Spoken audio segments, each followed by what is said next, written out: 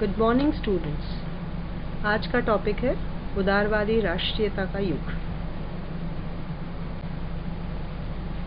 भारतीय राष्ट्रीय आंदोलन विश्व का एक बहुत बड़ा राष्ट्रीय आंदोलन था, जिसकी औपचारिक शुरुआत 1885 में कांग्रेस की स्थापना के साथ और 15 अगस्त 1947 तक अनवरत चलती रही। हालांकि इसकी अनौपचारिक शुरुआत 1857 की क्रांति के साथ हो गई थी। भारतीय राष्ट्रीय आंदोलन को कार्य के तरीकों के आधार पर 3 भागों में बांटा जा सकता है। पहला युग उदारवादी, दूसरा उग्रवादी और तीसरा गांधीवादी युग कहलाता है। पहले दौर के नेता उदारवादी कहलाए क्योंकि उनके कार्य के तरीके, उनकी सोच उदारवादी थी। वे भारतीयों के लिए एक समानता एवं स्वतंत्रता के मूल्यों से परिपूर्ण संस्थाओं के विकास की इच्छा रखने वाले व्यवस्था का निर्माण करना चाहते थे और वे संवैधानिक तरीकों को मानने वाले थे। इन विचारकों पर पश्चिम के उदारवाद का गहरा असर नजर आता है। तत्कालीन नेताओं में दादाभाई नौरोजी, महादेव गोविंद रानडे, फिरोजशाह मेहता, सुरेंद्रनाथ बनर्जी, दीनशाह वाचा, व्योमेश चंद्र बैनर्जी, गोपाल कृष्ण गोखले, मदन मोहन मालवीय आदि थे। इसके अतिरिक्त कुछ उदार अंग्रेज भी इसके सदस्य बने, जैसे विलियम वेडरबर्न, जॉन यूल, मैक्विन, एहो यूम आदि।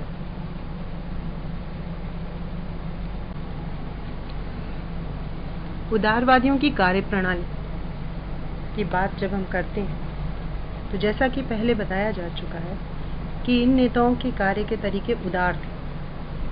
ये सभी अंग्रेजी शिक्षा प्राप्त थे, उच्च मध्यम वर्गीय परिवारों से संबंध रखते थे और इनका ब्रिटिश शासन के प्रति एक भक्ति भावना थी। ये नेता क्रांतिकारी और हिंसक परिवर्तनों के खिलाफ थे और क्रमिक सुधार के समर्थक थे। इनका मानना था कि अंग्रेजी साहित्य, शिक्षा, यातायात के साधन, न्याय प्रणाली, स्थानीय स्वशासन के तरीके भारत के लिए वरदान हैं। शायद इसीलिए वो अंग्रेजों की न्यायप्रियता में यकीन करते थे और चूंकि उनकी सोच अंग्रेजों के प्रति इतनी सकारात्मक थी, इसीलिए उन्होंने संवैधानिक साधनों में यकीन किया, संवैधानिक तरीकों में यकीन किया। ये सभी तरीके अहिंसक, शांतिपूर्ण और संविधान के दायरे में थे। उनके प्रमुख कार्य के तरीके प्रार्थना पत्र, याचिकाएं, स्मरण पत्र, प्रतिनिधि मंडल आदि थे और वो अंग्रेजों के साथ एक स्वस्थ संवाद में यकीन करते थे। भारतीय राष्ट्रीय आंदोलन में उदारवादियों ने कई राजनीतिक और आर्थिक मांगों को रखा। उदारवादियों ने ब्रिटिश सरकार की आर्थिक नीति की गहन आलोचना की।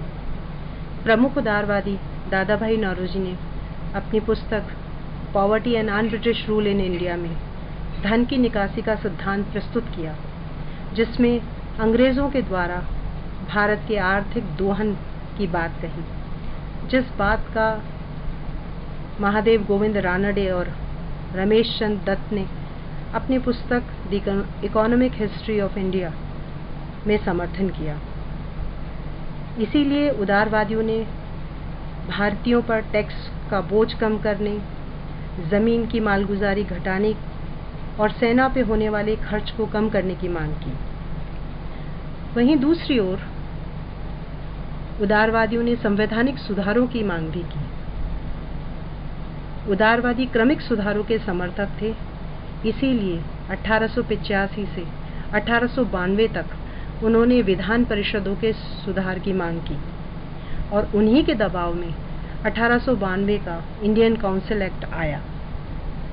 उदारवादी ब्रिटिश साम्राज्य के अंदर रहकर स्वशासन का दावा पेश कर रहे थे।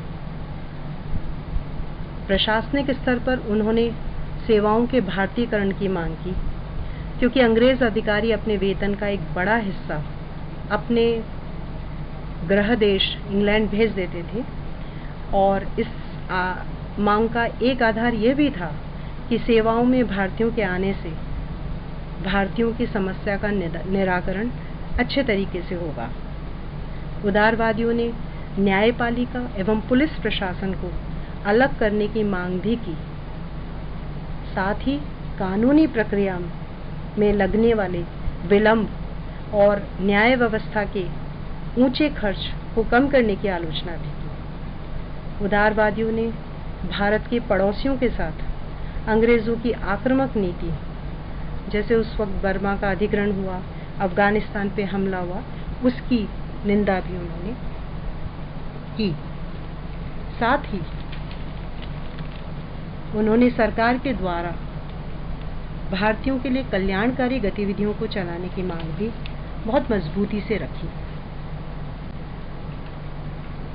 भारतीय राष्ट्रीय आंदोलन के अगले दौर के नेता जो उग्रवादी थे, उन्होंने उदारवादियों को सदैव राजनीतिक भिखारी की संज्ञा दी,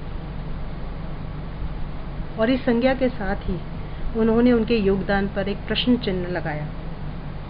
किंतु अपने समय में उदारवादियों ने बहुत ही प्रगतिशील भूमिका का निर्वाह किया। उन्होंने सबसे पहले एक अखिल भारतीय राजनीतिक मंच और आंदोलन का संगठन किया। पहली बार उन्होंने ब्रिटिश साम्राज्यवाद की आर्थिक शोषण और गलत आर्थिक नीतियों को उजागर कर भारतीयों में जागरूकता का प्रसार किया। उन्होंने विधान परिषदों के विस्तार और सेवाओं में भारतीयकरण की मांग रखी।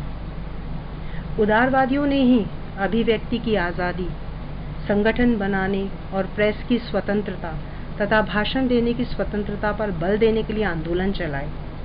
उन्होंने सामान्य प्रशासनिक सुधारों की मांग की। अंततः इतना ही कहा जा सकता है कि उदारवादियों ने भारतीय जनता को राजनैतिक शिक्षा प्रदान करके राष्ट्रवाद की भावना को जागृत किया। सोए भारतीय जनमानस को जगाने वाले उदारवादी भारतीय राष्ट्रीय आंदोलन की नींव के पत्थर कहलाए, जिस पर राष्ट्रीय आंदोलन की मजबूत इमारत खड़ी हुई।